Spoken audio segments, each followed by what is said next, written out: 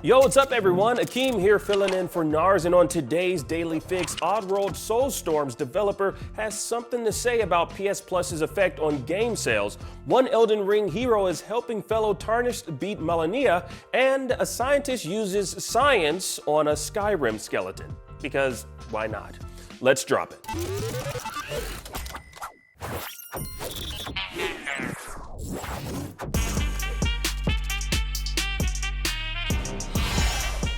The founder of Oddworld Inhabitants says that Oddworld Soulstorm being a free game on PlayStation Plus was devastating for game sales. Now, Oddworld Soulstorm was free to download on PlayStation Plus for April, and according to founder Lorne Lanning, the game was downloaded close to 4 million times. Now, that number far exceeded the studio's expectations of 50 to about 100,000 downloads. Now, in an Xbox Expansion Pass podcast, Lanning stated there was nothing malicious from Sony about the deal, but that the circumstances made it a double-edged sword. Now, Lanning continued that Oddworld Inhabitants and its partner developers were already struggling when Sony approached the studio in January, but because it was facing, quote, a number of legacy technical debt issues and talent issues, it didn't expect Oddworld Soulstorm on PlayStation 5 to earn more than what Sony essentially funded for development to finish the game. Now, this ultimately poses the question for games on subscription platforms like PlayStation Plus and Xbox Game Pass if launching on such services at day one can be devastating for their bottom line. Now, there's no evidence to suggest that the 4 million units that were downloaded for free would be transferred into sales for Oddworld Soulstorm, but we don't know if Xbox and PlayStation take into consideration a studio's lost profit when it performs well on subscription plans, but not in game sales.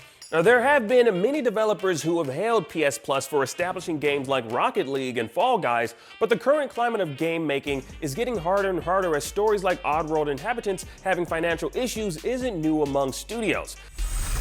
Now, we'll have to see how things such as this shake out over at PlayStation with its new and upcoming 3-tier PlayStation Plus model. Moving on, an Elden Ring player is being hailed by the community for his consistent efforts in helping players beat one of the most powerful bosses in the game.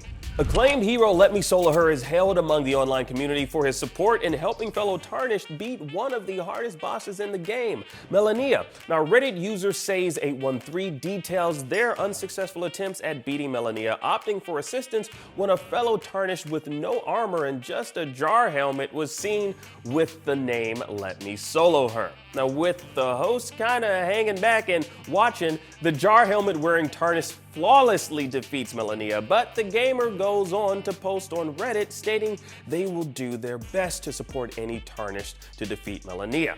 Now, either this fellow has a grudge against Malenia or he just really digs the fight. I don't know. Not to mention Hero over here wearing absolutely no pants, armor, clothes, just a damn jar helmet to beat Malenia. I mean, you gotta admit, that's pretty impressive.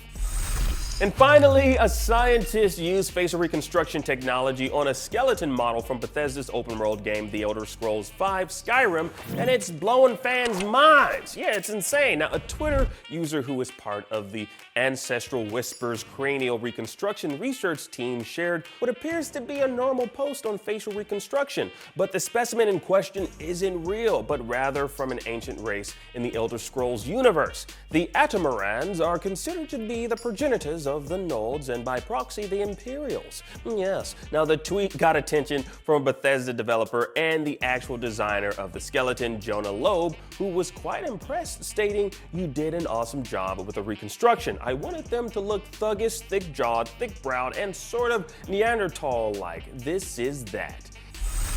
Eat your Hellboy heart out, Ron Perlman. There's a new thick brow and jaw in town, and it's fictional.